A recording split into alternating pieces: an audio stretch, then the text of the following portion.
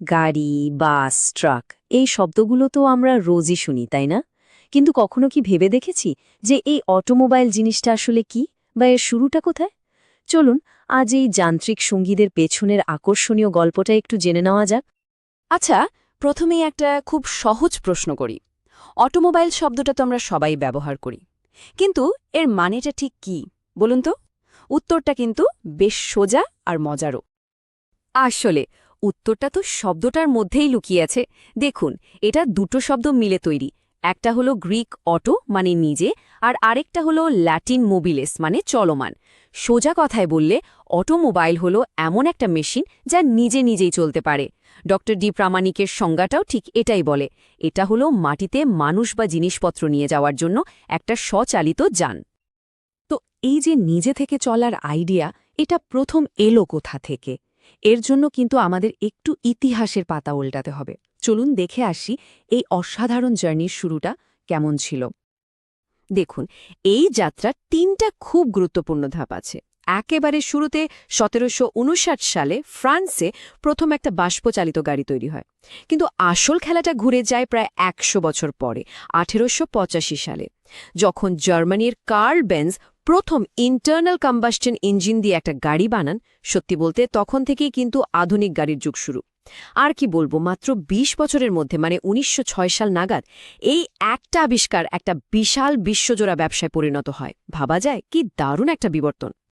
কিন্তু অটোমোবাইল মানেই যে শুধু এক ধরনের গাড়ি তা কিন্তু নয়। এটা আসলে একটা বিশাল পরিবার, যার কত যে শাখা প্রশাখা আছে। চলুন এই পর্বে আমরা সেই পরিবারের কয়েকজন সদস্যের সাথে আলাপ করি। এই যে এত রকম যানবাহন, এগুলোকে চেনার জন্য কয়েকটা ভাগে ভাগ করা হয়। মূলত গাড়িটা কি কাজ করে, কতটা বড়, কি দিয়ে চলে, এমনকি কটা চাকা আছে, এই সবের উপর ভিত্তি করে। চলুন এক এক করে এই ভাগগুলো দেখে নেওয়া যাক। সবচেয়ে প্রথম আর সহজ ভাগটা হলো উদ্দেশ্য, মানে গাড়িটা কি মানুষ নিয়ে যাওয়ার জন্য বানানো নাকি মালপত্র। একদিকে যেমন আছে গাড়ি, জিপ, বাস, যেগুলো যাত্রীবাহী, আর অন্যদিকে আছে ট্রাকের মতো সব পণ্যবাহী যান। একদম সহজ, তাই না? এরপর আসে গাড়ির সাইজ বা ক্যাপাসিটির ব্যাপার। যেমন ধরুন গাড়ি, মোটরসাইকেল বা স্কুটার, এগুলো ছোট, আমরা নিজেদের কাজে ব্যবহার করি। এগুলোকে বলা হয় হালকা মোটরযান বা লাইট মোটর ভেহিকলস। আর অন্যদিকে বাস, কোচ বা ট্রাক্টরের মতো বড় বড় বাণিজ্যিক যানগুলো হল ভারী মোটরযান বা হেভি মোটর ভেহিকলস। আচ্ছা, একটা গাড়িকে চালায় কোন শক্তি? পেট্রোল আর ডিজেল, এই দুটো নাম তো আমাদের সবচেয়ে পরিচিত। কিন্তু এখন তো তালিকাটা আরও বড় হয়েছে, তাই না?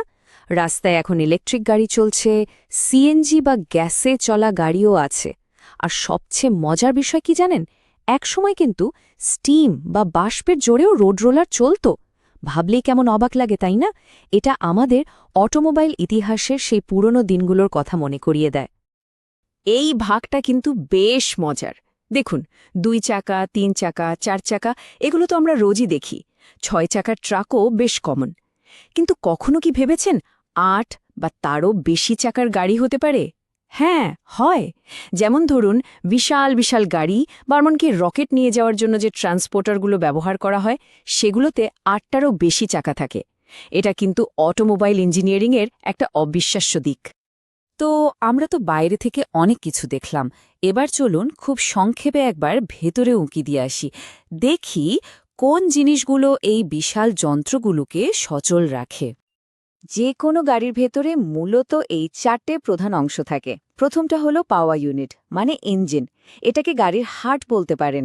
এরপর আছে ট্রান্সমিশন সিস্টেম, যেটা ইঞ্জিনের শক্তিকে চাকা পর্যন্ত পৌঁছে দেয়। তারপর অক্সিলিয়ারি সিস্টেম, মানে ধরুন গাড়ির লাইট বা অন্যান্য ইলেকট্রিক্যাল জিনিসপত্র।